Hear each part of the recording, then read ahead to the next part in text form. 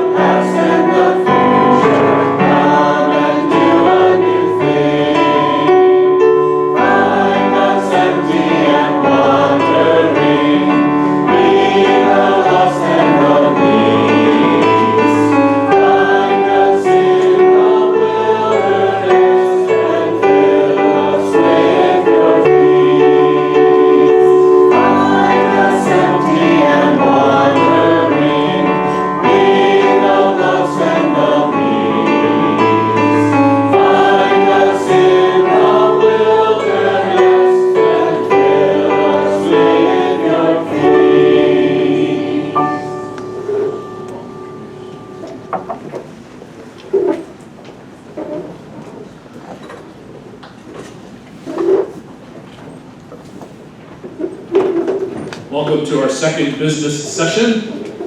Joel Kaufman, our newly minted stewardship chair, will come and give our stewardship.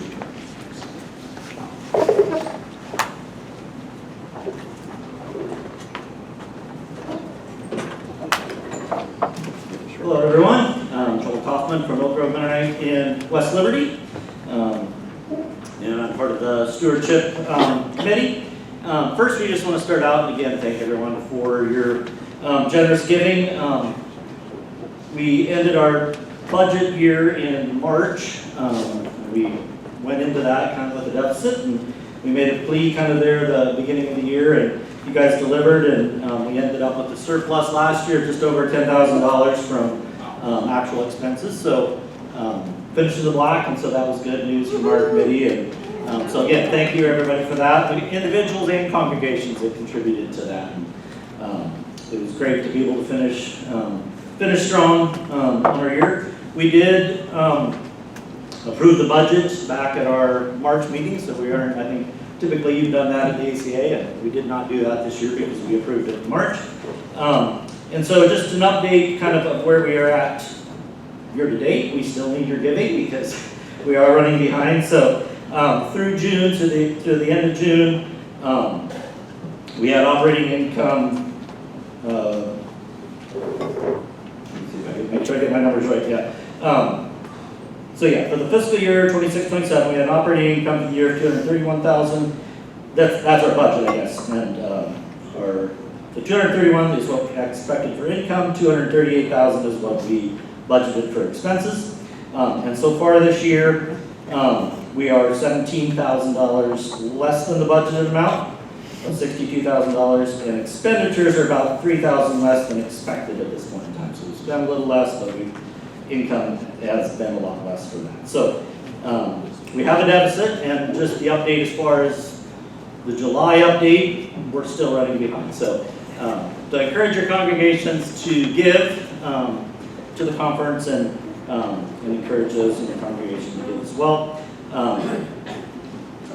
And the other thing, I'm doing a kind of a project to try to at least collect budgeting, what church budgets are and what congregation sizes are. We've had a few people that have asked, what should we be giving to conference, and what does conference need in order to sustain our budget? And so I was trying to gather some information on that, so I sent out a survey. You didn't respond if you're one of those congregations that did. I did get a pretty good response, but we still have several congregations that did not respond yet. So you saw that link and haven't responded, or check with me. I can just take your numbers down too. But basically, I was looking for average attendance and budget sizes for each of your churches, just to kind of give us an idea of where we're at. So.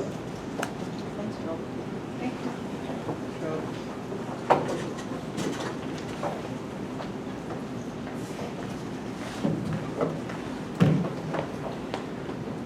Several years ago, at one of our annual assemblies, this body passed a resolution on immigration.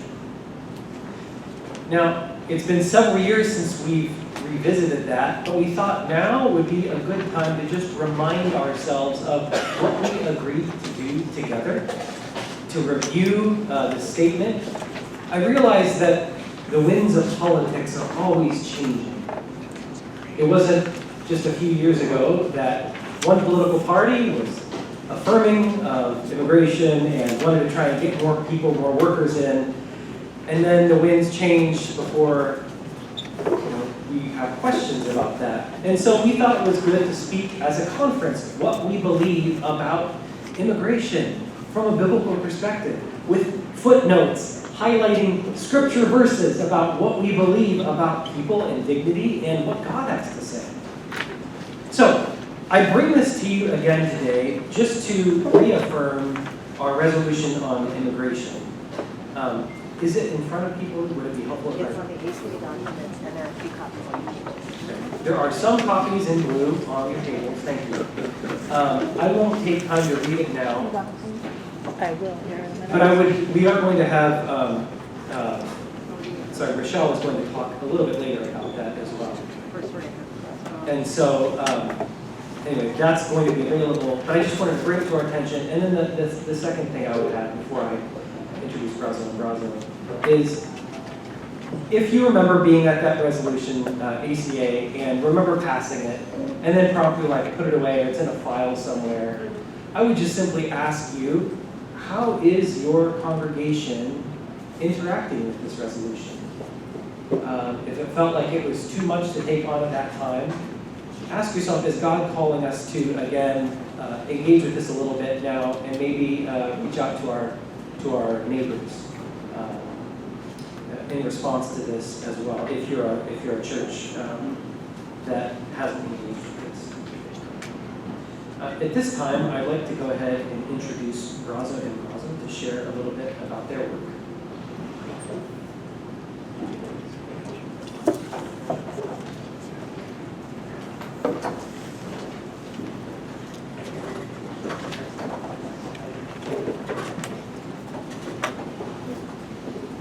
Good afternoon. My name is Paul Weaver.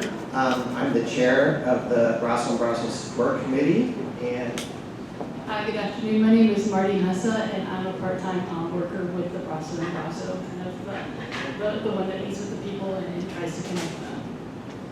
And we're grateful for over 2 decades of support from the Ohio Conference for this ministry in Northwestern Ohio.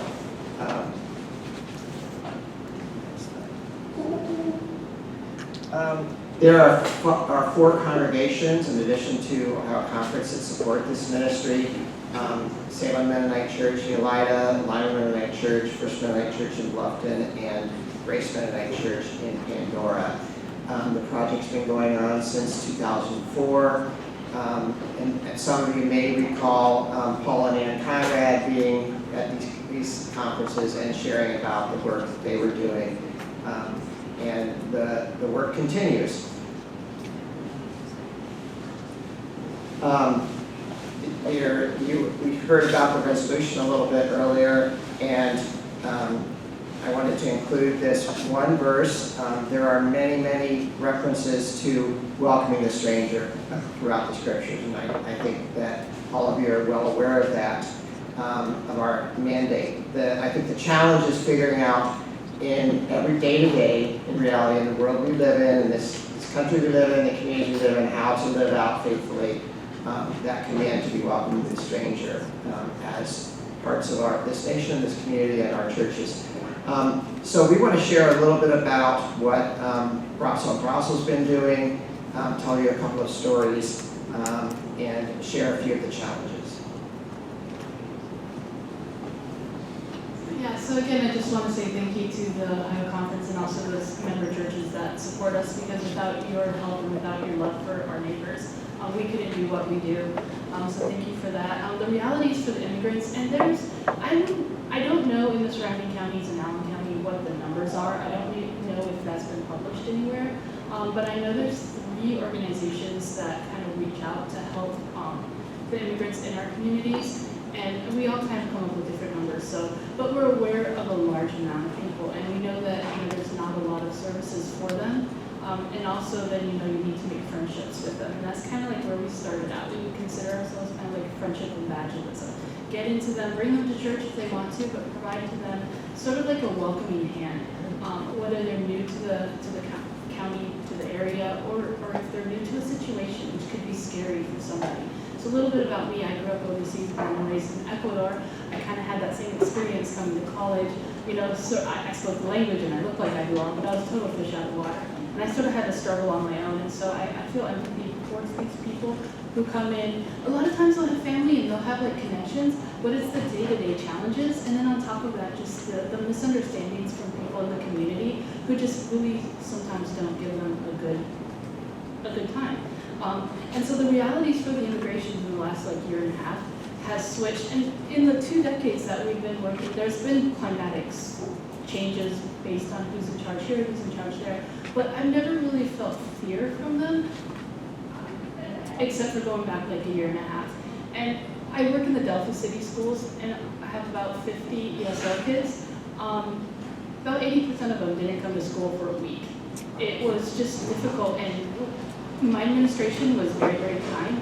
Just let them stay. We didn't know what was going on. People would say, oh, there's this problem, there's this problem. The misconceptions, the misunderstandings. This was right after the inauguration when ICE was just, being talked about incessantly. So, a lot of it was calling me in the morning. I'm like, school's a safe place. Bring them to school. We can't guarantee anything, but we will do our best. And just having voices in the community that they knew that they cared because of the track record that they had with us, they felt confident. And so the students would come back and they would come back and they'd be happy. And, do I carry papers with me? That's always a good idea. But little by little, just being able to talk to the people, help them. So that was kind of the realities for the immigrants, right at the inauguration. Little by little, there's so much information out there. Everything is individual, and we just know that we're a safe place for people to come, whether they need, and I don't know if it's up there, but those are a bunch of the different things that I would do with the people that come and ask for help from Brasso and Brasso. And it could be totally different. So I've got about 55 families, not including my students, that's kind of separate, but 55 families that I regularly, monthly connect with. Whether, it's just a, hey, how's it going? Do you have time to go get coffee? Or do you need anything? So it's a big group. And then little by little things are getting calmer.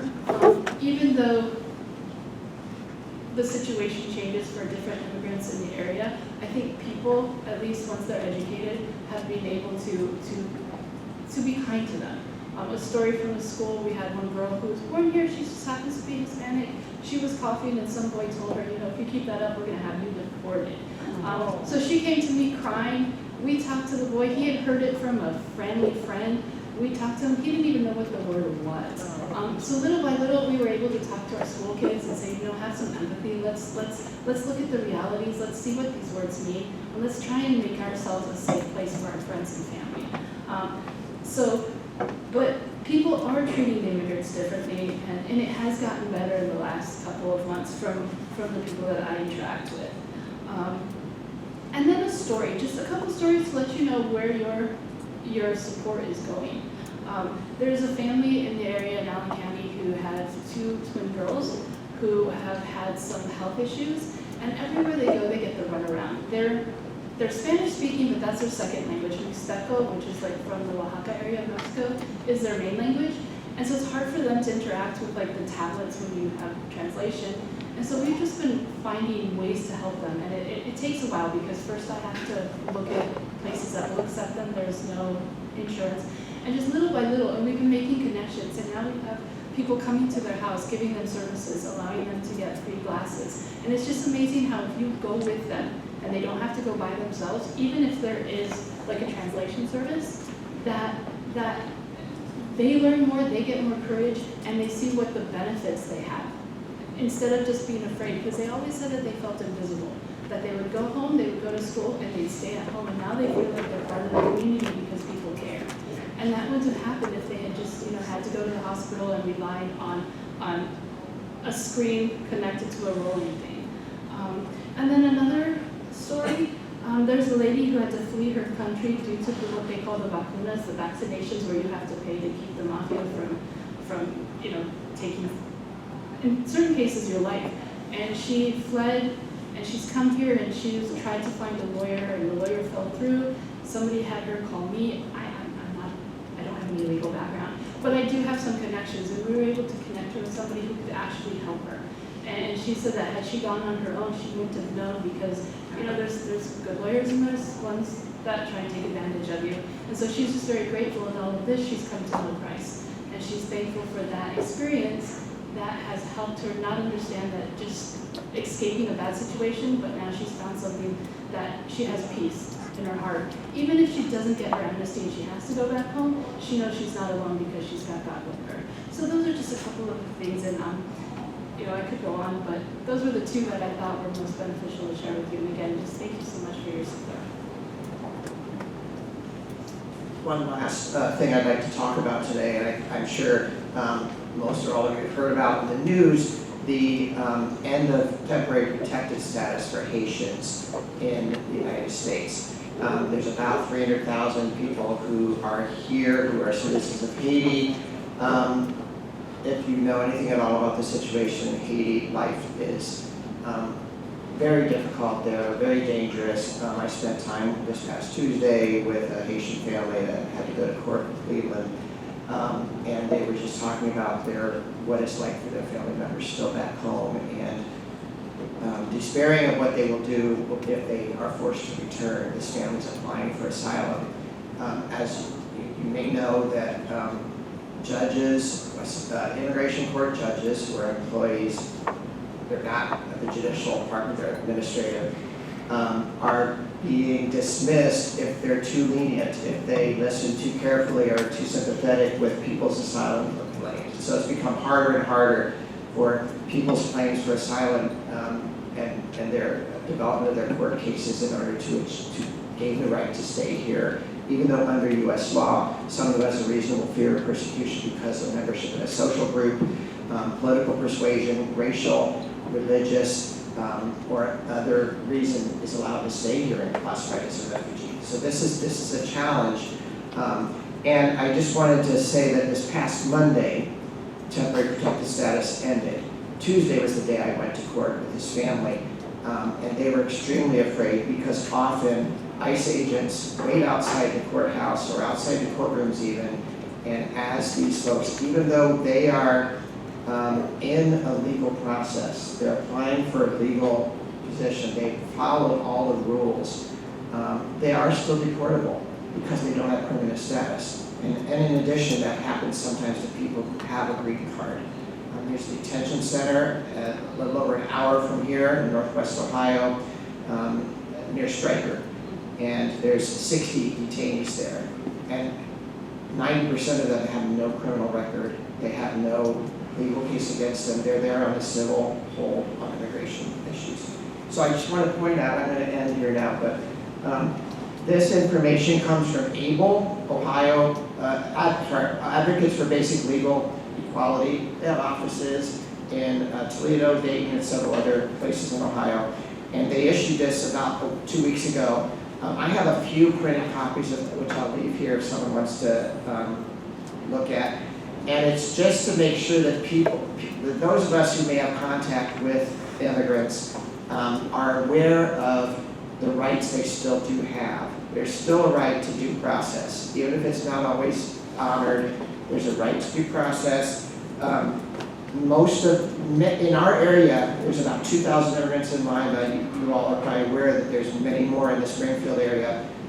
Local groups have been working with them to have them apply for asylum so that when TPS ended, they still had a pending status. They're waiting for their court hearing, and in some cases, if they apply early enough, they still have work permits. And so employers should not just automatically dismiss people because they're Haitian. They should look into their status. Many of them do have still the ability to work, but it's been very confusing, and a number of people are losing their jobs. So I'll end there, but again, just want to thank you, the Ohio Conference, for your ongoing support.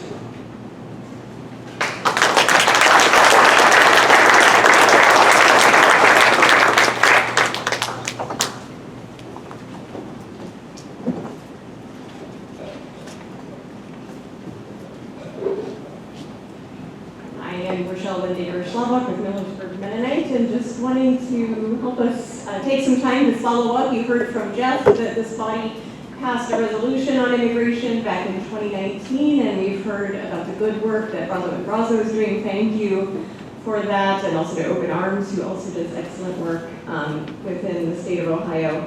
So we want to take some time out our tables to respond to what we have heard and to what you see on the resolution. So let's take about 5 minutes or so just for discussion at your tables.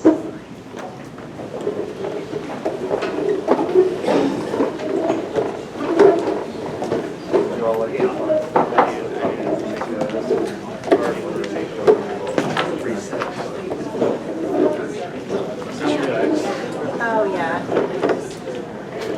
If you could designate a note taker for each table, that would be helpful. We'll have a brief time for verbal recording, but then we welcome written notes that come from each table as well.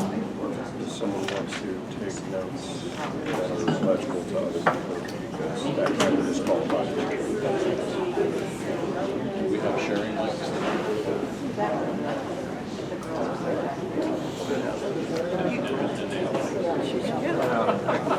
Your legs and dogs go. You will? I don't not legislate. Oh, okay. We're tired. You tell me what you're doing. I'm glad we reached on immigration. I'm just glad we're revisiting this. I'm going down disconnected from the immigration crisis based on my geography. But it is near and dear. So I just sort of took a Sunday to address wrestling with again, or just bringing it back up. Like just did reference personally my conversation. immigration resolution, shared it again. I can't say that we're deeply involved in the cause. You don't need it. I just poured out. Up in front of people trying to sort of the whole perspective that the resolution and keep that in front of people.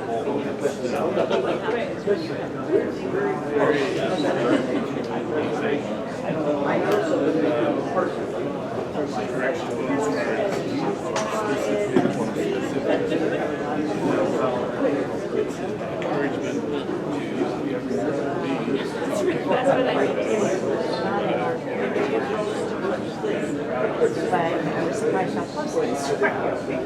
Like, south of us. I don't think that's so we're out there. So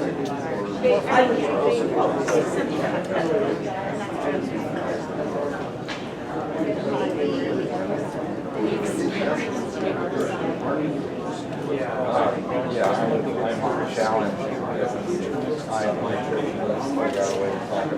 We are also, we don't have, where we're at, we're only 30 minutes away from Springfield. It's so politically charged. And we have a lot of other stuff going on. I know.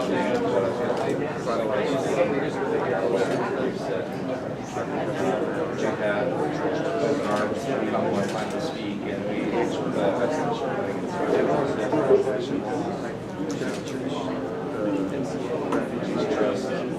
So my wife and I have supported open arms beyond what our church does. We've tried to pay attention to the events they have. My wife thought about tutoring. I volunteered to tutor, but we haven't been called to do that. When I first heard about the removal of temporary detention status, I wrote to our senators for Ohio and tried to appeal to their humanity rather than, rights or whatever. And I got some letters back that was,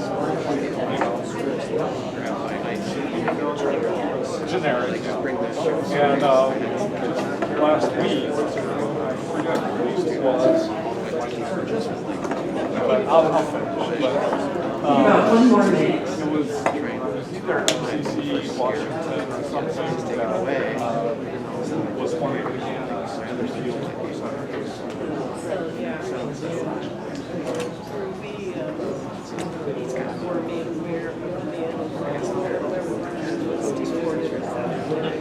So you are.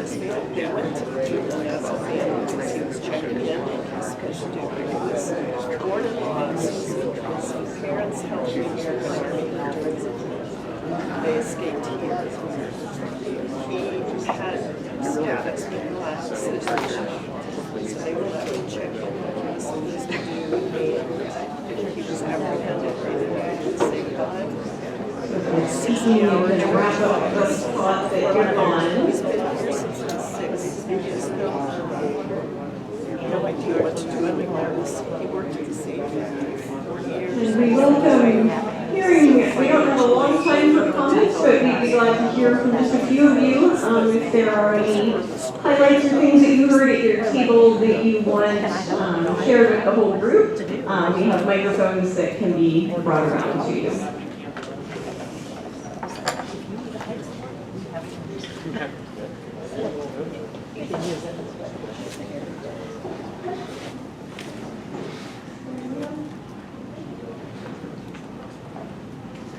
Designated reporter.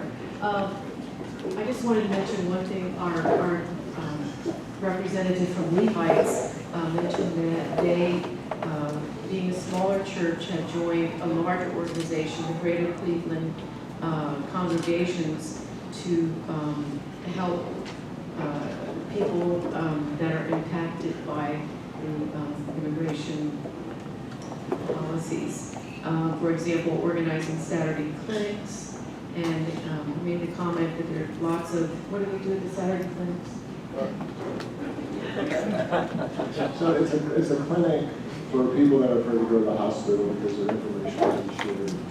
They're afraid that they have nice, so there's lots of opportunities. But the nice thing is getting to know people from other congregations and synagogues and actually mosques that are congregations. Thank you. Yes, so an encouragement to partner with others in your community. Anyone else? One of our members wrote to our senators. I think we need to keep that up, writing, calling, being pesky. Yes, and advocacy was one of the specific things mentioned in the 2019 resolution, if you saw it there. So yes, encourage all of you to do that. One last comment from the back there. I'm Andy Stoner. I go to the Oak Grove West Liberty Church, but we live in Springfield, Ohio. And of course, Springfield has been noted across the state of Ohio. We have a large Haitian population there, anywhere from 12 to 15,000 people. Unfortunately, Springfield has had sort of a black eye the last while, but I want to give a positive report because our Springfield government, the mayor, city council, county people, and so forth, are doing a good job of really supporting the Haitian population. We are obviously on edge right now from day to day. We do not know when ICE may invade Springfield. I don't know. But at any rate, the churches in Springfield itself are doing a good job of helping, giving aid and protection to the Haitian population. I just wanted to add this as a positive light of something that is being done in a positive sense in the city of Springfield. So whatever you hear in the future about Springfield, it's not all true. Thank you. So those of you who were reporters or note takers, if you could email those to Kelsey or give her hard copies of what you wrote down, that would be appreciated. And I encourage you to continue these conversations within your congregations and to remind them of Ohio Conference's commitment to working on immigration and to figure out what all that looks like for you as individuals and as congregations throughout the conference. Thanks.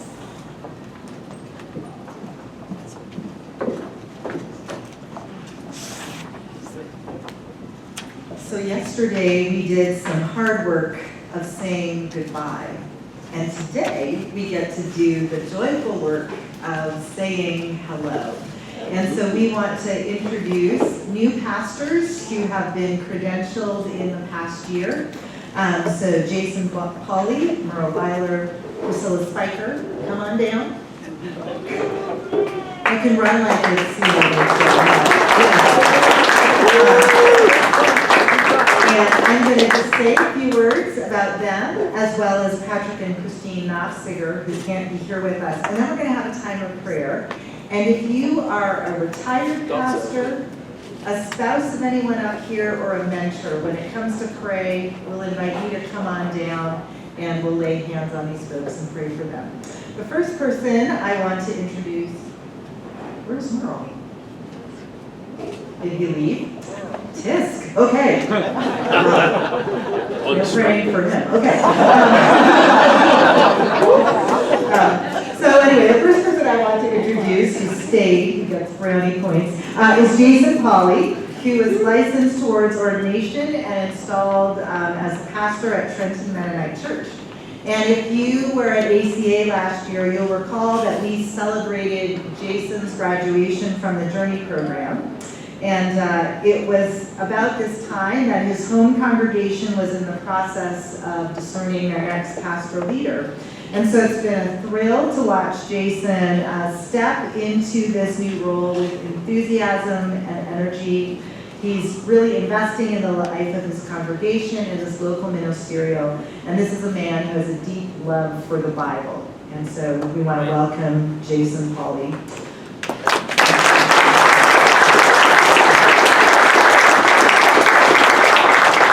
Merle Byler, who is no longer my favorite, was licensed towards ordination and installed as pastor at Maple Grove Mennonite in Hartville.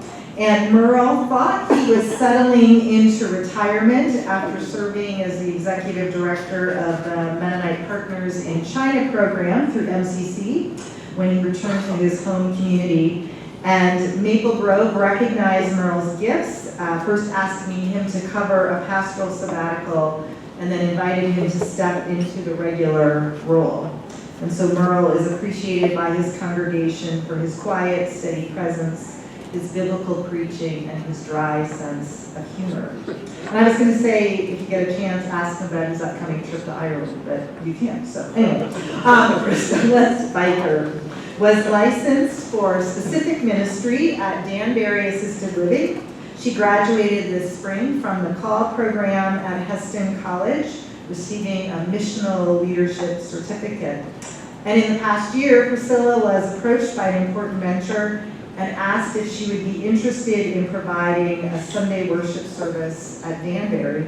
And so Priscilla has dove right into this new ministry with great joy and enthusiasm, leading a group of seniors in worship and a short meditation 3 Sundays in a month. And so it's been such a joy to watch Priscilla grow and develop in her gifts. She has a gentle spirit, a compassionate heart, and strong administrative gifts. And so she is great. Patrick and Christine Nasir could not be here with us, but they were installed at Martin's Mennonite Church, and together they share a half-time position, while Patrick also works as a hospice chaplain.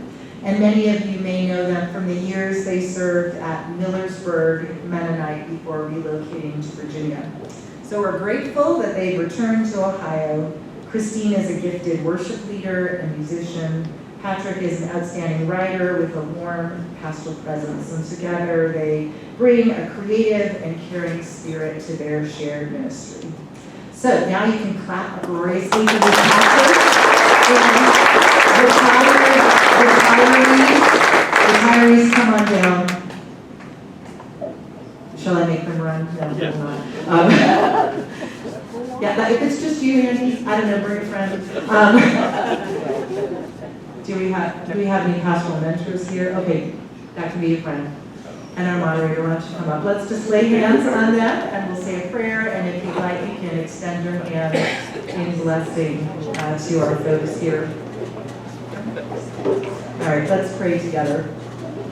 Loving God, who calls us to yourself and who sets us free to serve you, we give thanks for these pastors who have willingly taken up the call to shepherd your people. We recognize your work in their lives and are grateful for their willingness to say yes to the movement of your Spirit. We pray your blessing on their ministry and the communities they serve. Grant each one your deep wisdom, love, and grace as they lead through all the seasons of life and accompany your people, calling them into deeper discipleship of Jesus. We pray too that you would raise up more pastors and leaders for the sake of your church. Help us to see ministry gifts in others, to nurture and call them forth in service to you. Help each one of us to be supportive of the pastors and leaders in our midst, engaging and affirming each one in this difficult work. Empower each one of these leaders by your Holy Spirit, that they may love you more deeply, serve you more fully, and walk with you faithfully for the sake of Jesus Christ and his kingdom. Amen.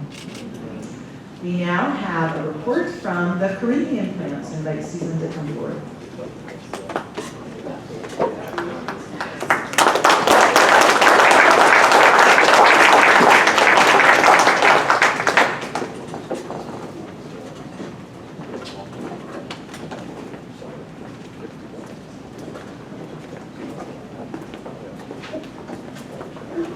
Hello everyone, I'm Susan Burkholder, Director of the Corinthian Plan, which, let's see.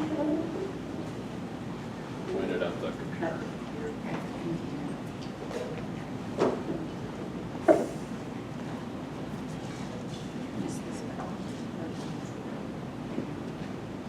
There you go, sorry about that. Thank you for having me. Susan Burkholder, Director of the Corinthian Plan, which is a comprehensive health coverage plan for pastors and church staff. We are now in our 17th year. And so if you ever worry about being in a delegate assembly and wondering if your presence there or resolutions make a difference, they do, because it was in a delegate assembly at a national level in 2007 when the delegates came together and said, you know, church, you need to fix this healthcare problem. Like, we haven't fixed it, but we did come up with a plan. But since then, Ohio Conference has been a very faithful supporter of the Corinthian Plan. Currently, there are 15 churches and the conference office that are participating. 12 of those with people enrolled in the health plan, covering 43 people. Part of the Corinthian Plan is that participants are eligible for wellness incentives, and 17 of the people enrolled received wellness incentives last year, so a way of investing in their well-being. But like I said, the plan came about as kind of a mandate from the church, and this was before the Affordable Care Act.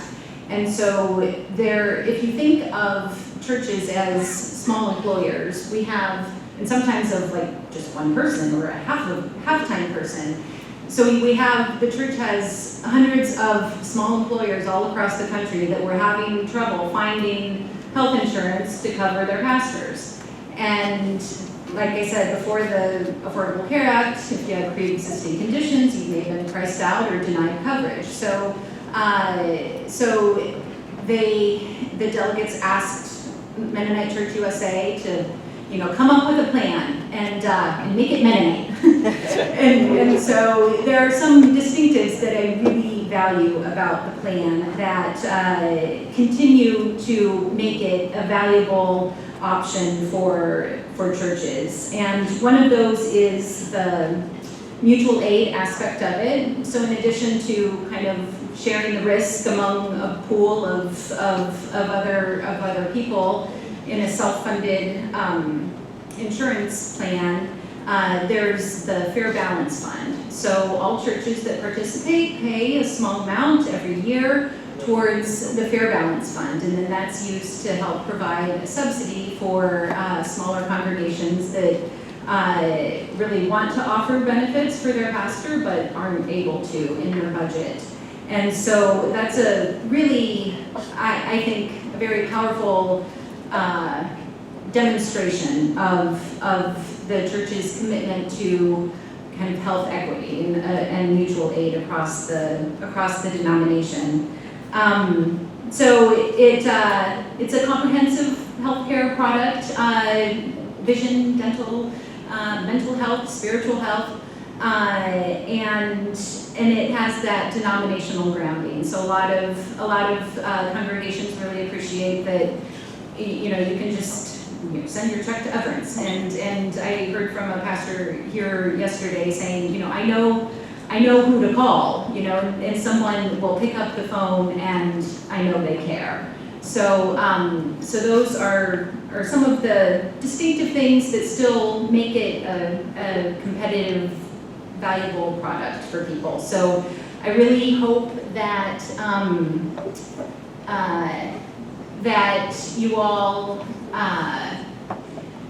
can consider this for your pastors or your church staff when you're looking at offering them benefits. So a big thank you to those of you that already are. I talked to so many of you this weekend, and it was a really great chance to meet a lot of you. So thank you for the churches that are supporting your pastors in this way. Thank you, pastors, for being taking care of yourself and taking care of your health so that you can help take care of the rest of us.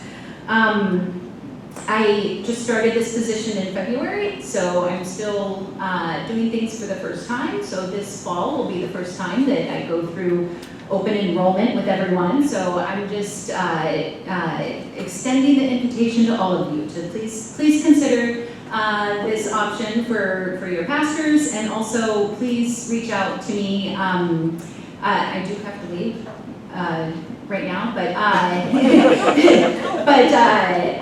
I was really thankful for all the people that I've talked to so far. But you can email me or call me and scan the QR code for more information.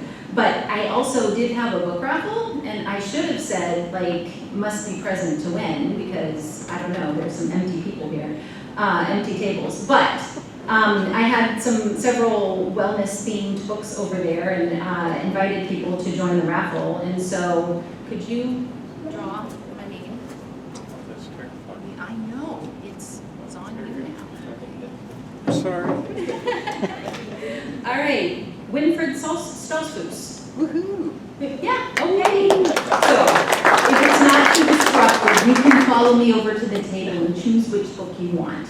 And but with that, I thank you again for having me, and it was nice to reconnect with those of you that I already knew, my husband grew up in, where's Orville? My husband grew up in Orville Mennonite Church, and we attended Lake Heights off and on for a few years, and so I'm from Denver, but still feel like Ohio is part of my home. So thank you for having me.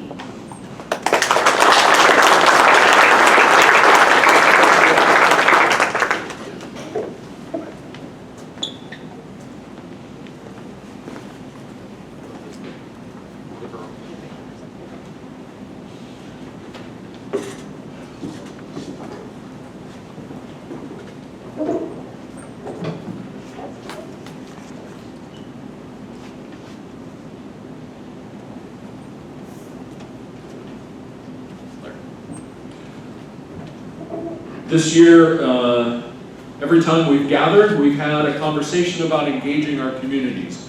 This is not just part of our strategic plan, but it's also a good thing for us to do, right? As people as Jesus followers, we ought to be engaging our communities, people outside of the four walls of our church buildings.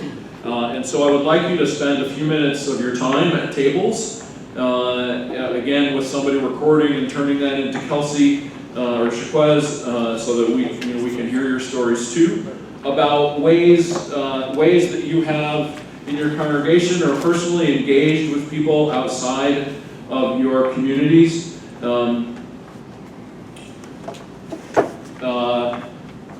hold on.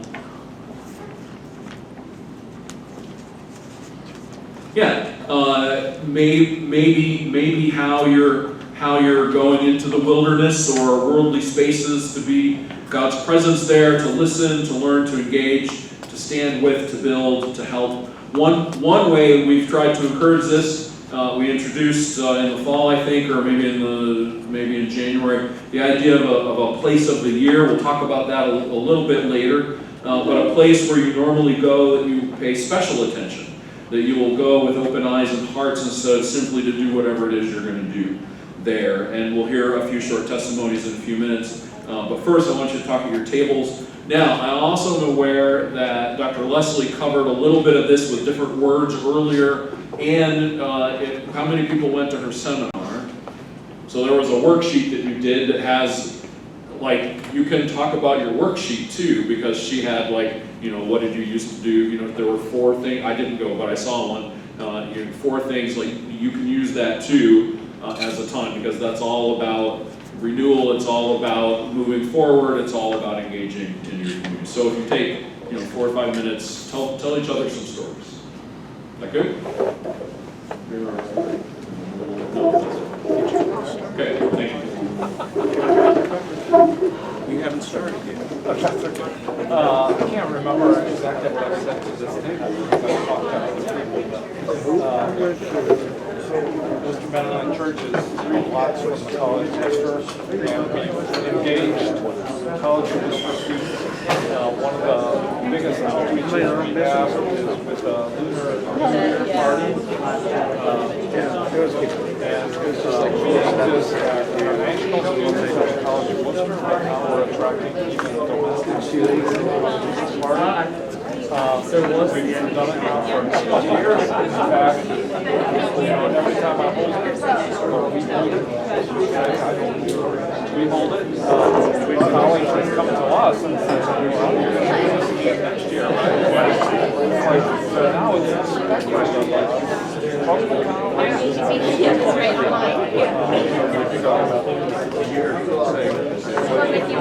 Well, yeah, I mean, not remember talking about it, and largely serve food, Asian things that I and we've had the pre-COVID as a college. During COVID, I did a pretty good job of getting out and about. So, get lost in prep. And I did sort of evangelical go to worship lunch, but this conversation here and there. For the first time, many of there's not consistency or there's not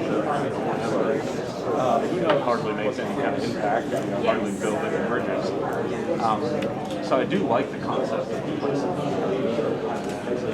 So nobody cares that you know until they know they care. So anyway, good motivation.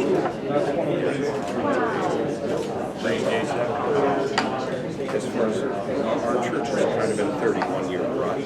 We do the same stuff every year. We do have a gospel concert. I don't know how this fits. I tried it. I live in Dalton. And we have I take different fried fish stand. I take different time frames. I find that interact with people. We can hire and sometimes we'll just I don't know if it's ministry or fundraiser so I can engage. If not together, people are really supplying pie for the So I can adjust. they come back. But it's just adventure too. Yeah, and I did my raising thing. I just know it makes it in So that's interesting. Yeah, I don't know how this fits in. I find that anything we do, the individual, we often like to talk about programs. Usually, but there is that thing that creates to the whole church. That's when the job services. I don't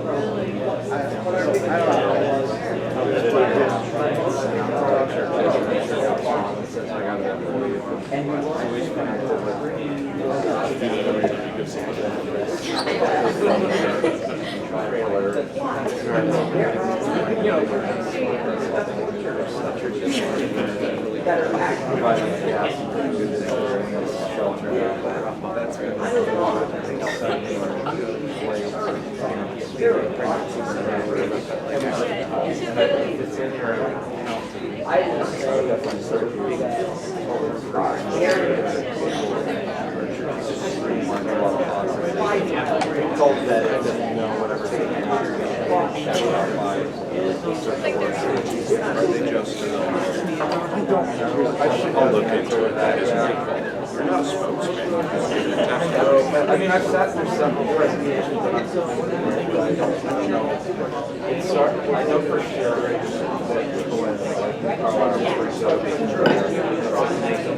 Maybe 1 minute.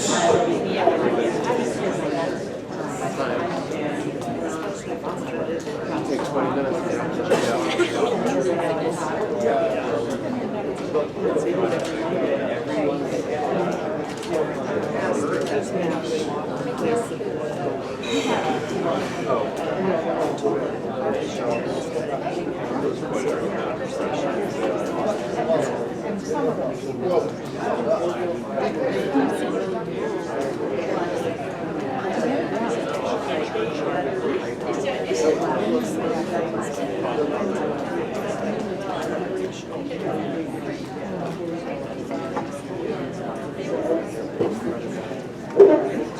All right, can we turn our attention back to everyone?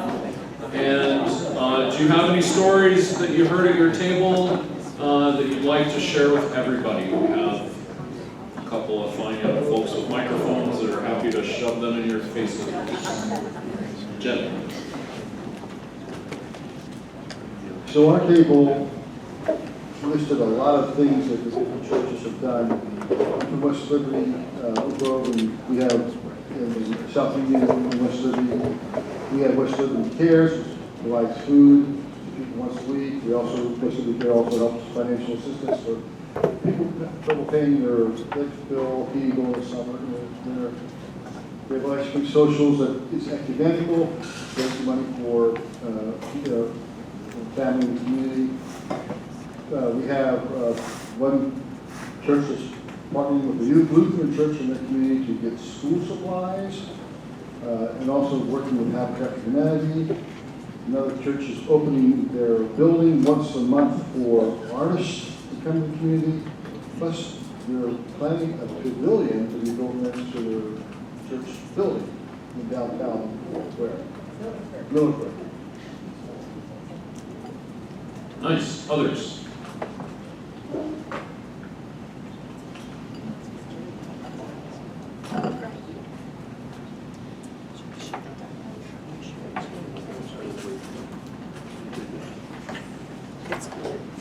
Our church just recently got involved with Care Portal, which is something that's kind of spreading across Ohio. It's a free app that connects churches with social worker vetted needs. So social workers that are in the schools, work with Job and Family Services, or at shelters will discover needs for families and then shoot the needs out through the app. So it'll be, we need gas cards to get to work, we need a bed for our children. There are a lot of needs related to, if you want to keep kids in a home, they have to have a bed. The bed has to be off the floor. So I just, he just brought up the map of it. It's in various counties across Ohio, so check it out. If it's in your county, it's worth getting involved in because it's very easy to do. It's totally free of cost, and if you're ever worried about whether the need is legitimate or not, it is all vetted before it even makes it to your inbox. Great. Care Portal. Care Portal. Portal. Care Portal. All right, Chip. I'm Chip Welch with Salem Mennonite in Elida, Ohio. This couple months ago, I was at Planet Fitness and doing my normal workout. There was a woman there, looked like she was trying to find something for one of our cable machines there, and helped her find that, started talking to her, found out she has association with the Mennonite Church in Columbia, and invited her to our church. She's been able to attend once, but I was able to make a connection with her through the gym, and I'm trying to get her to come back when we have our Puerto Rican family attending, so she has somebody who also speaks the same language, but so far I haven't had much luck with that, but it was an opportunity to just meet and interact with someone through my normal business, I guess, following Bill's suggestion. Sweet. Thank you. Maybe one more? One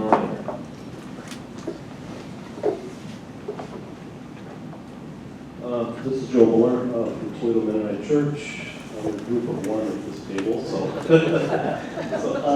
I guess I'm just piggybacking on the idea of the Habitat for Humanity. My wife works for that organization, and every year we participate in a faith build, and so it's a good way to get ourselves out there, visit with future homeowners and others within the community. And then also, since we're youth sponsors, we encourage our youth to bring their friends to many of our youth activities and so forth. So it's been it's a good start, I think. So it's been good. Nice. All right. Well, thank you very much. I'm now going to invite Sue, David, and Kevin. Sue Short, David Orr, and Kevin Fimes. Just kidding. We have this love language that we speak that probably no one appreciates. Article 22. That wasn't my fault. It hurt him more than it hurt me. Okay, so when we put out the challenge or the idea really for this idea of a place of the year, a place you ordinary place, not a place you want to go to, a place you're already inhabiting. But to go to it in an intention that when you go, like, open your eyes, open your heart, look for things. And so I had heard from a few of these folks that they were trying to do that and just invited them. All of our stories are really, really short. So I just invited them to come and just share a little bit of encouragement. I'll go first.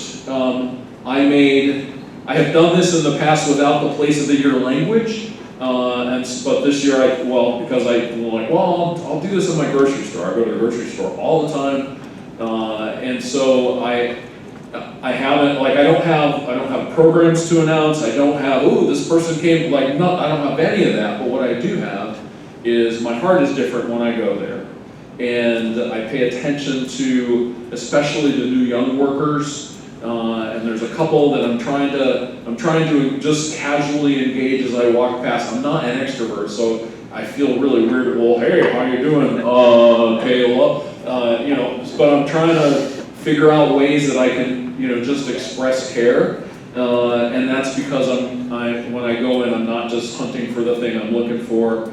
I'm looking at the people and their surroundings and what's different. And so the first step for place of the year is just simple awareness and practice of that awareness. All right, Sue? You? Wait, I'm going the wrong way. Yep. There we go. There they are. Hey.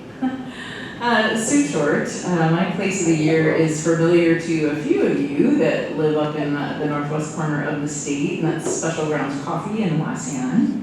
I've written back when I was in seminary, I wrote many papers there. I write sermons there, I write all kinds of things there. It is one of my favorite places. It is in the sanctuary, as you can see, of a former, I think it was a little Baptist church many years ago. Yeah, some of you are nodding, yeah. And I have kind of I go there regularly anyway, but with Bill's challenge, I guess I appreciated what he said about kind of doing this anyway, even before he started talking about having a place of the year. And that is, I tend to see some of the same staff workers there when I go, and there's one woman in particular that we kind of have connected over the fun/weird dresses and other clothing that I wear sometimes.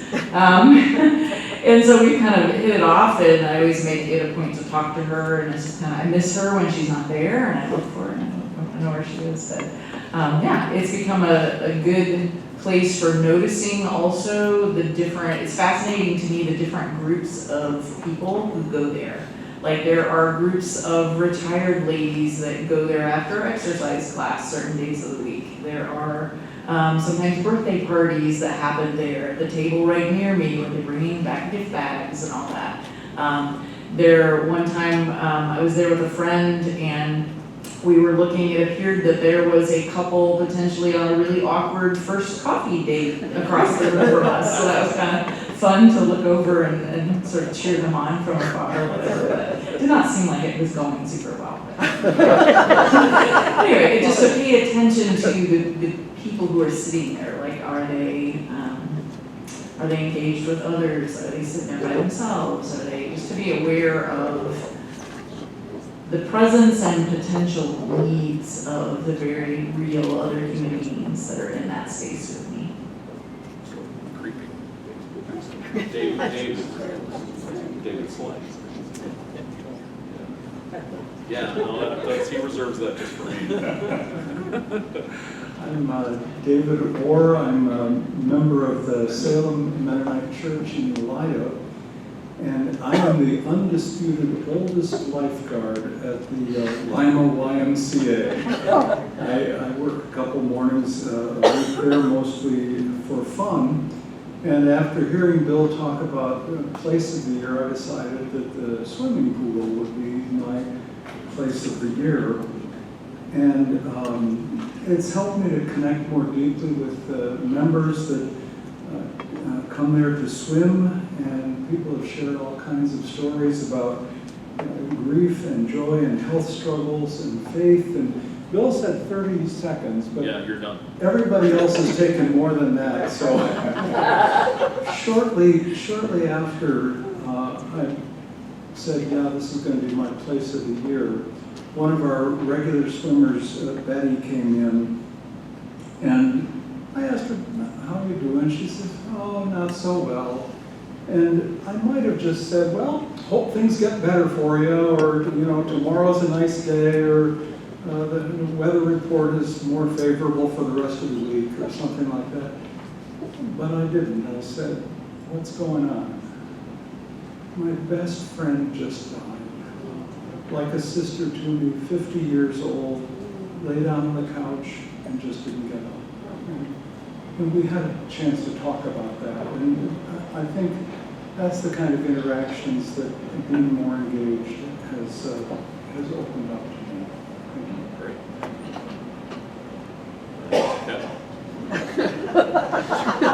my place of the year is going to be a hiding place from Bill, because I know he's going to attack me now at some point. I'm really scared to even stand here, because I think you're going to mash me in. He's attacking you on the screen presently. Great. Well, my story is in some ways very similar and very different than Sue's. My place in the year that I am trying to establish is Pioneer Coffee, very near our church, and just aiming to be there on Thursdays for about an hour, hour and a half in the afternoon, bringing my laptop with the intention of maybe doing some work, but hoping to be interruptible should I just have the chance to interact with other people. What I've found so far is that I really know the guys, the baristas at the counter really well, know their names and can chat up things with them. But I think this is a long game and not a short-term thing. I think that this is going to bear more fruit as I am able to be there, not for just a few weeks or months, but over the course of hopefully many months and even a year or more. And what I've found actually is just, and I just want to be very real with all of you, I think this is actually a very challenging thing for me. First of all, I'm an introvert. I'm outgoing, but I'm an introvert, so it takes a lot to get me there. And yeah, as Bill or someone was saying, that energy that it takes to create new connections is difficult for me sometimes. And so I just want to end this by saying my place of the year has been something that I've begun to do, and it quickly waned. In fact, I have not been at my place of the year in quite some time. But what I'm hoping to do is, as the fall begins and school is back in session, the place of the year, even though it's been an Ohio Conference thing now for most of the calendar year, my intention is to roll this out at Salem beginning next month in September. So I believe that's going to be good for me, because that's going to bring some accountability to what I'm trying to do. And also it's a challenge to our congregation to begin to establish this themselves. And we have something at our church called God Sightings, where at the end of the month, we have an open sharing with the congregation to share when we've seen God at work. And my hope is that our God Sightings will begin to include stories of people being in their place of the year. So I just want to end by saying this is a great idea, and it's also a challenge. It's not an easy thing to do necessarily. Yeah, thanks.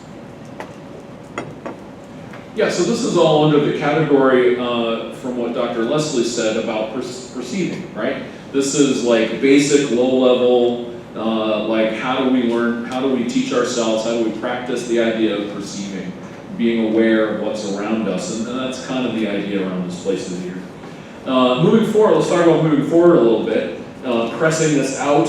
A guy called Matt Goldblum, I don't know who he is, but he wrote an article for Parish Collective where this place of the year idea came about engaging communities. Not specifically about the idea of place of the year, but I think it's certainly applicable. There's a rule in improvisation, like acting, comedy, improvisation groups, that when the person you're doing a scene with offers up an idea, that the rule is the other person must respond with yes. So you can't shut down the idea of the other person. So if Kevin and I are up here and I throw him a whatever, he's got to do something with that. And then, so it's yes, and it's yes, well, and.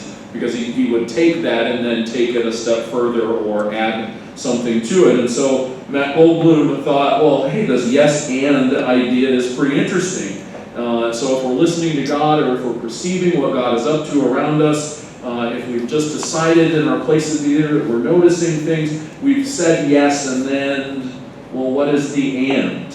If we say yes and, then ideas are honored and also challenged to grow. Then he told of a person who was challenged to connect with neighbors. The guy was an introvert, he said, and so it was a hard ask. I really need to do this, and I just, I'm not going to stand outside and hey, how you doing, right? I'm not doing that. So what he did, his yes and, was, what if I built a zip line in my front yard with a sign for people to use as they wish? I'm thinking, insurance must be a nightmare, right? But his invitation was for people just to feel welcome, to enjoy, to have fun, and he started to notice young families, older couples kind of sneaking in, and adults sneaking in a zip line. I'm sure this wasn't like 100 feet off the ground kind of zip line, right? But it opened up some ideas. So as we think about the place of the year, or engaging our communities, or even just responding to things that God is popping up in our lives, maybe consider this yes and idea. Yes, I see that, and then that's up to you as you perceive what God is asking you to do. Thank you for your help. All right, Woody, you're up.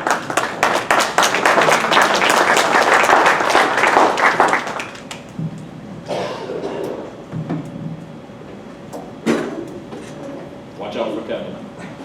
Do you want this for yourself? Yeah. I don't think it's all. It's the arrows. It's right arrow. It's all right. Yeah. All right. Thank you. Thank you. Hello. Hello. That was very poor. So we'll try it again. Hello. Hello. That was better. I have 17 slides in 5 minutes. Go. Hello. We are not going to go over the 17 slides. But I wanted to make them available to you. And so they're here, and you can email Shaquez, you can email me, and you'll have these at your disposal. These are my effort at going through the role and process of the conference safety liaison and trying to break that down in case you are someone who doesn't love reading dense church-built polity documents. If you are someone who loves that, then you should just read the prevention and accountability guidelines, and that'll do a better job than this. But if you aren't, then these slides are intended to help you with that. And take it back to your congregations, and hopefully they spark some conversation around this role and how I as conference safety liaison can help you in this role. It is, so I'm gonna click through and get to my last slide here. I'm gonna leave that up while I talk with you for about 4 more minutes. It is humbling and surreal to be in this space introducing myself to you. I learned what it was to be Mennonite, what the Mennonites thought, and became one sitting at these tables a long time ago. It turns out. I didn't realize how long ago until I drove onto campus and went, oh, I'm old. But it's been about 26 years since I left here for the last time. I've visited a few times since, but about 26 years ago. In fact, I was part of a group that helped redesign this very space, and that we decided to put "The Truth Makes Free" on the pillars there. I was on the Marbeck student board at the time.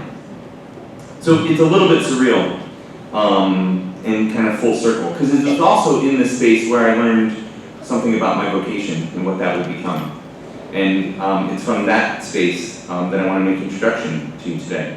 So some of you know me in the room. I'm seeing some familiar faces. Hello, sir. How are you? Good. Hello, sir. How are you? Some of you know me as Woody. Woody is the cross-country coach at Central Christian, and sometimes sociology instructor. You have all that sociology on lock still? Brian? That's a question I'm looking for in the network. Good. So much of that I think some of the posters and flyers talking about who the new conference safety liaison went out said, and he's the coach of cross country at Central Christian. And Paula got some questions, I think, from people around the conference saying, I'm sure he's a nice fella, but why on earth would I raise concerns of the nature of the conference safety liaison to a cross country coach? Great question.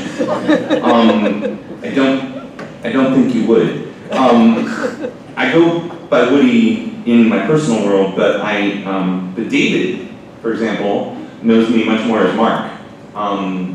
In my day job, I am Mark Woods, and I am a licensed independent social worker and an executive director of a mental health agency, and I spent a lot of my career working in child protection agencies and investigations and in safety policies as a consultant. And that skill set is more what I bring, but I offer you an introduction to both. So whether you know me as Mark Woods or as Woody Woods, I'll answer to both. I'll also know how well you know me, depending on what you call me. So while cross country and coaching cross country is a passion where I get to mentor youth, my professional life is rooted in these places where I think I can serve in the conference safety liaison role. When I accepted this role, working alongside Paula and Michael Danner, I hoped and was assured, in fact, assured by Janice Hirschberger, that this was a role that was really going to never be needed.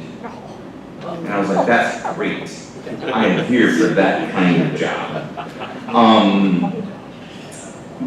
With the idea being that the ultimate goal is that leaders behave with integrity and congregations have clear and active policies, and if that's all happening, then the conference safety liaison really doesn't have to do a whole lot. We're checking some boxes. So it's a good thing, but really wouldn't need a whole lot of impact or effort from my part. Not long then into taking this position, I received news that rocked me.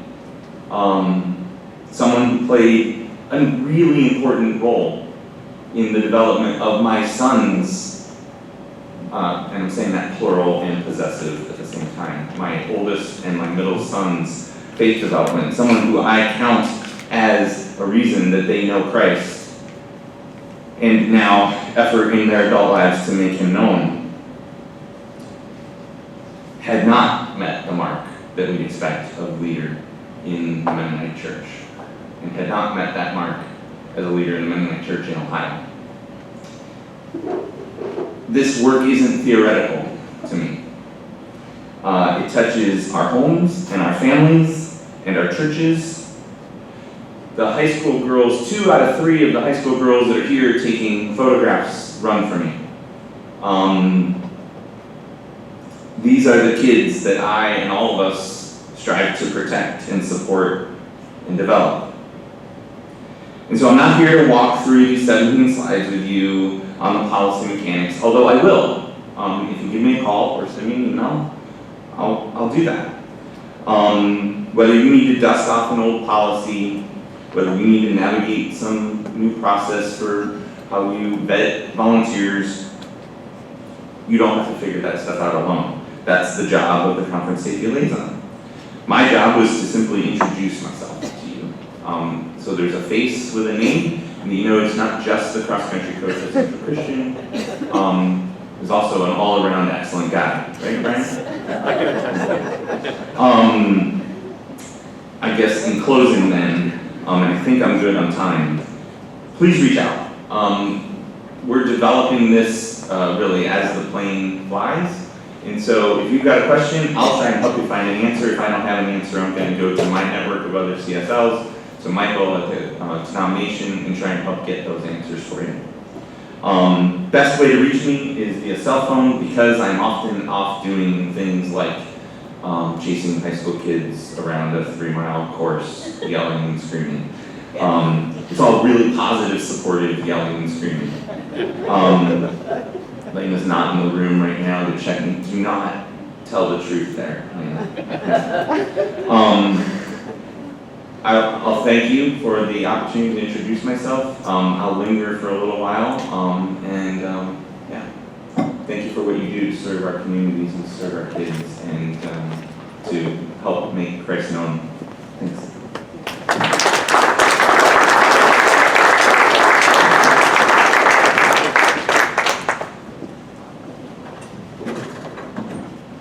Oh, he left me his phone.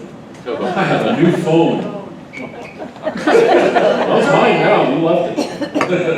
All right, Eric Fry Martin from Mennonite. You'll have to answer his calls. Well, yeah. Follow on your phone.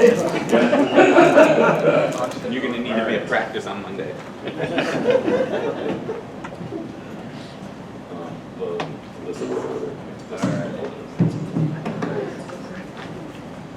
All right, good afternoon. You're almost there to at least a break where you can stand up and stuff. And so I think I might be the only thing in your way, so I will go fast. My name is Eric Craig Martin. I work for Mennonite Mission Network. I'm the Director for Learning and Engagement. I was also an international service worker in Colombia for 3 years, so I wanted to know about this woman at Planet Fitness, because the Colombian Mennonite Church also plays the Mennonite game like we do. Yes, at Mennonite Network, Mission Network, we thank Ohio Conference very much for your support over the years, and also more recently.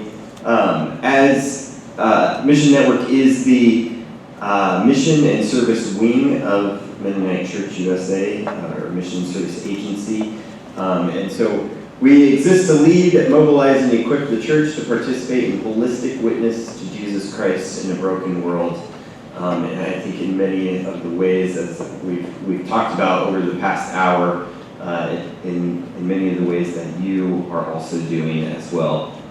If you're sort of vaguely familiar with Mennonite Mission Network, you might be more familiar or recognize some of our programs, such as Just Peace Pilgrimages. This is our newest program, which goes on tours like the Civil Rights Learning Tour, which I know there's interest in something like that from this conference. So we'd love to talk with you more about that. Mennonite Voluntary Service and Service Adventure are our kind of youth and young adult programs for people volunteering for a year and serving in that way. SOUP is our service opportunities with our partners, and is kind of available in many different forms. And then also international ministries, in which we have partners all around the world, and workers that we are working with, and who are doing tremendous work.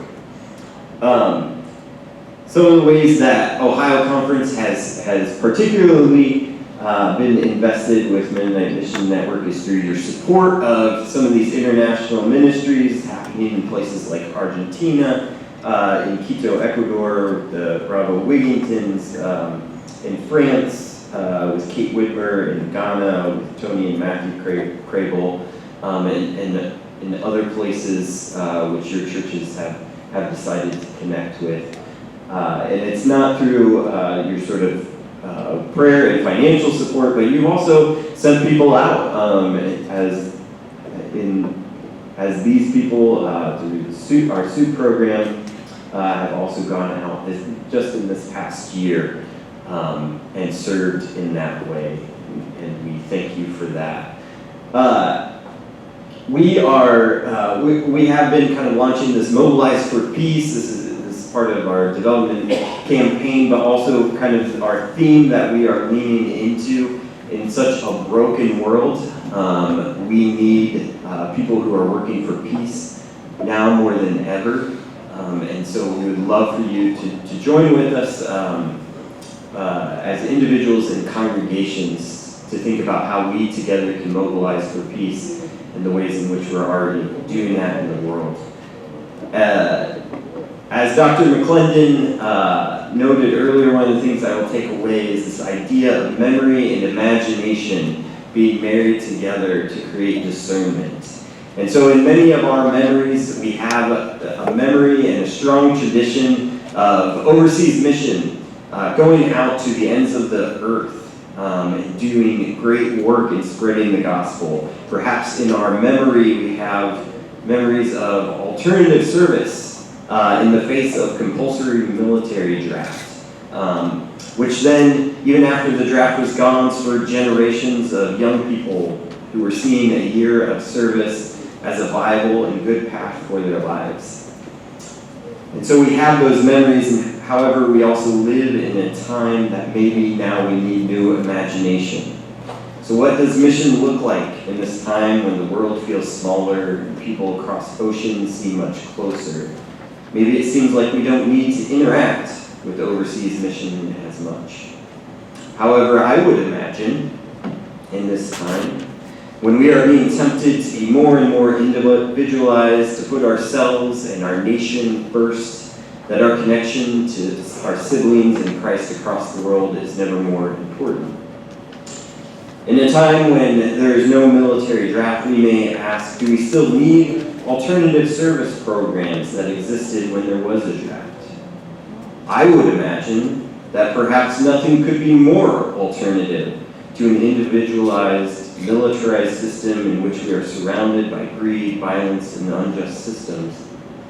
Nothing more alternative than to step out of that into a year of service and join with a community in serving the local people that you are with.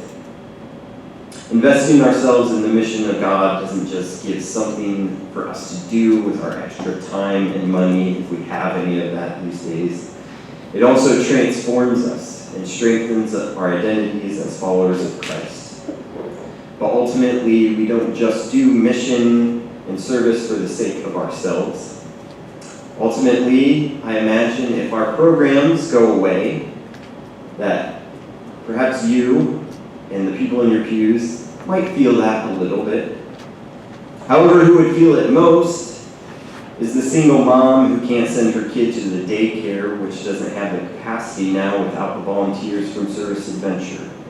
It's the immigrant family who can't get the help they need from the Immigration Legal Center in Tucson that depends on the volunteers from MBS.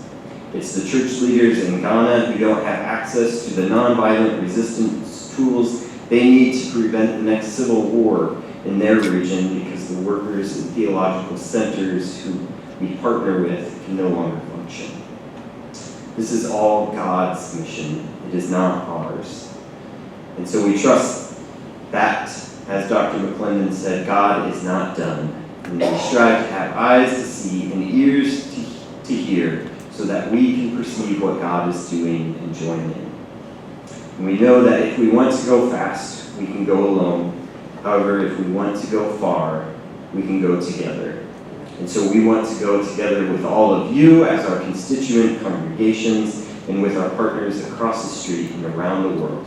So thank you again for the support that Ohio Conference has given to Mennonite Mission Network throughout the years and continues to do so.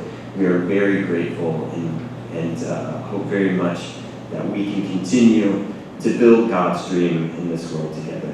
Thanks so much.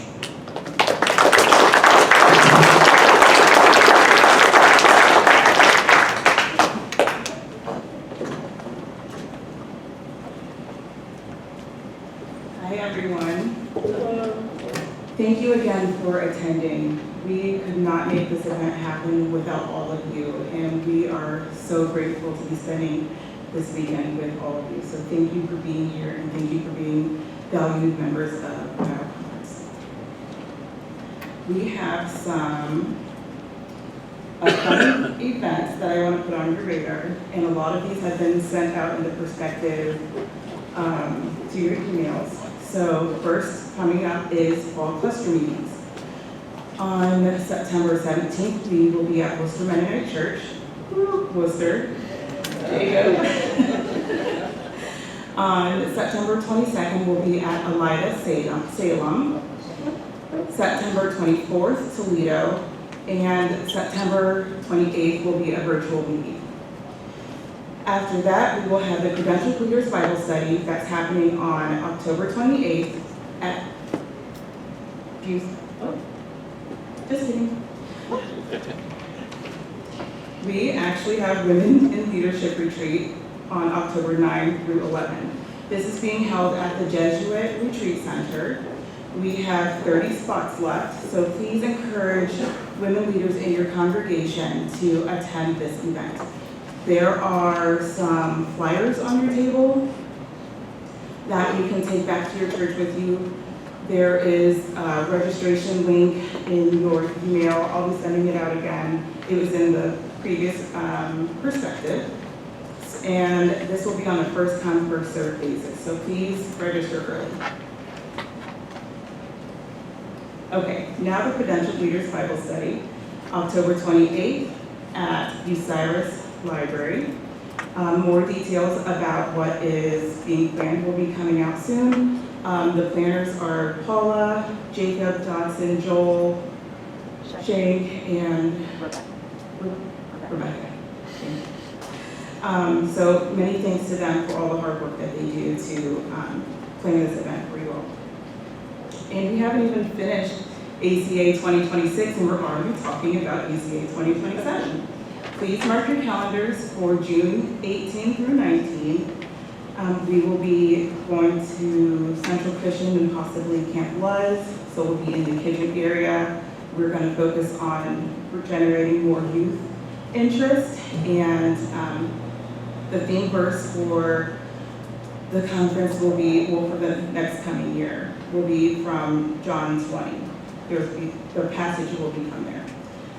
Another couple of things before I wrap up. There are some evaluations on your table, the yellow papers. Please fill those out so that we can learn how to better serve you during these events.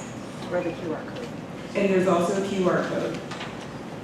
And I can send it in email. Name badges, feel free to keep them. You can wear them to other conference gatherings or not. Some people love their ribbons, so feel free to do with them whatever you like. And then lastly, those delegates who did complete the delegate checklist, we have some prizes for you.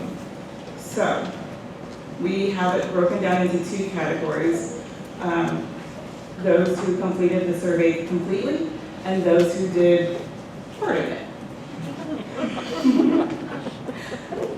So Bob Eshelman, Lucas Johnson, and Charlie Cook, you have a tumbler over here on the table because you did some of the checklist. Next year we're going to go for all of it. And then Amy Murray, you have the kitchen basket over here because you did all of your. Oh, kind of. Like I lied.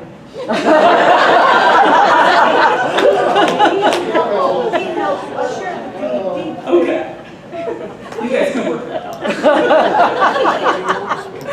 And then Valentina, you also have a basket over on the table too. It's got the coffee and popcorn. So congratulations to all of you. And thank you for doing the very hard work. Thank you.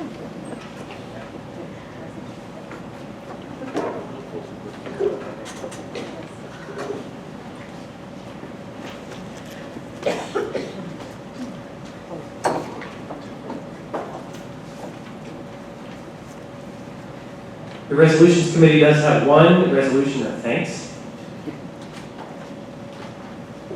And so we offer this to the group for our to vote on. And so Bill, you'll need to come forward after I read this here to vote on that. Your moderator-elect. We offer this resolution of gratitude to the following. To Bluffton University staff, and specifically the Marbeck Commons staff, for their gracious hospitality. We offer each of them our thanks for taking such a good care of us this weekend and for sharing their beautiful campus with us. To our Ohio Mennonite Conference staff and volunteers for all of their hard work as they've imagined, planned, and prepared for us to gather here. We give thanks for their cheerful hearts and their welcoming spirits. And then to those who discern the theme of renewal for this weekend, for the challenge to refocus our perception and to remember what God has been at work, is at work, and will continue to be at work in us, in our congregations and communities, in Ohio Conference, and in the world that God so loves. Bill's saying I have the floor, so I'll just, those that want to affirm that, just please stand in affirmation.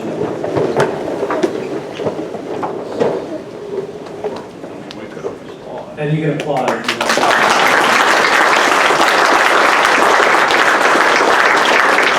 Thank you. The focus has been on ACA this weekend, but also I just want to recognize those that have been on serving the various committees as well for your time as your time is up. So thank you for all of you who have served and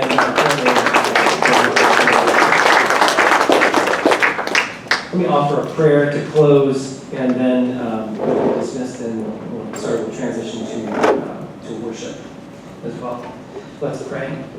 God, we're grateful for the opportunity to gather together, to behold in each other your image, to behold, representing our communities, the good news, and to go and share.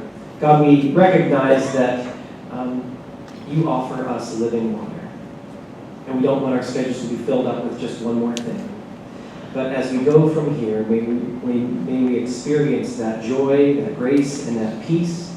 May our communities overflow with that sense of good news that we just can't keep it to ourselves, that we have to share it with our neighbors and friends and even our enemies. And God, as we conclude this ACA, I pray that you would send us, God, back to our communities, changed in some small way, and grasping your hope and your peace. It's in Jesus' name I pray. Amen.